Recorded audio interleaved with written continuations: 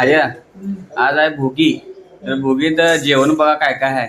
म्हणजे पंच पक्वान नाही, 7 पक्वान, 8-10 पक्वान असतील आज, आहे की नाही. पाक ताट भरलेला आहे आज.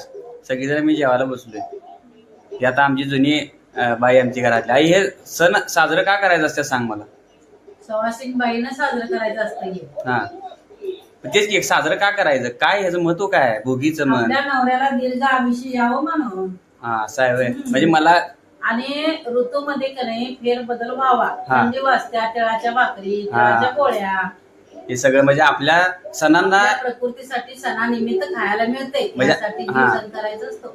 म्हणजे आपलं सण की नाही काय शिकवतात की हे बाबा सगळे पदार्थ पौष्टिक आहेत. पौष्टिक आहेत. आपल्या बाजरीची भाकरी, भाजी, मिक्स भाज्या. सगळं म्हणजे आपल्या आरोग्यासाठी सगळे हे आपलं सणांना आपल्या शास्त्रीय कारण आहेत. उगाच सण कोण पण फळ्यावणी साजरे करत नाही. आपल्या सणांना धार्मिक जसं महत्व आहे तसंच शास्त्रीय पण महत्व आहे. आपल्या आरोग्याचं पण महत्व आहे त्यात आपल्या सणांना. आणि एक यात शिकवण असत्या, ह्या जशा सगळ्या भाज्या मिक्स आहेत, त्या मिक्स होऊन कशा चव लागतात.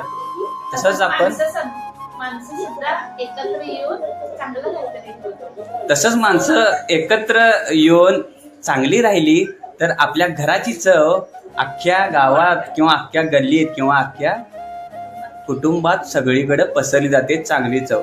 त्यामुळं ह्या सणांमधून आपण फक्त हे संदेश घ्यायचा की मिक्स करू नको सारे, माणसात माणूस मिक्स व्हा. एकत्र राहा, एकत्र सगळे सण साजरे करा. आपल्या सणांना खूप महत्व आहे. आपले सण शिकवतात काय, आरोग्य जपा, एकत्र राहा, एकोपाने राहा.